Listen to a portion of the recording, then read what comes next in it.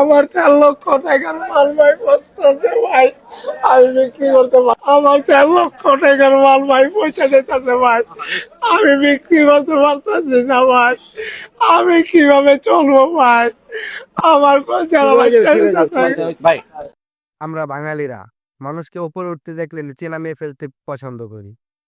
ওই কিরে মধু মধু রসমালাই, এই রসমালাই বলতে বলতে আমরা কিন্তু তার ক্ষতি করে ফেললাম আজ।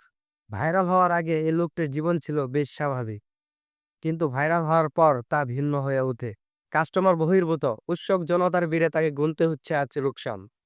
আমি বলছি না যে আপনারা তার কাছে যাওয়া বন্ধ করে দেন, আমি বলছি আপনারা তার কাছে যান, কিন্তু যাওয়ার পর একটি করে তরমুজ তার কাছ থেকে আপনারা ক্রয় করেন। আমরা যাচ্ছি শুধু তার সাথে ছবি তোলার জন্য, কিন্তু আমাদের এই ছবি তোলা দিয়ে তার পেট চলবে না, তার সংসার চলবে না। তাই আপনারা যাবেন, অবশ্যই যাবেন তার কাছে, আমরা সবাই তার কাছে যাব, কিন্তু যাওয়ার পর আমরা একটি করে তরমুজ কিনবো তার কাছ থেকে, যেন তার এই লোকসানটি আর না হয়। অন্যথায় শুধু ছবি তোলার জন্য বিরক্ত করবেন না।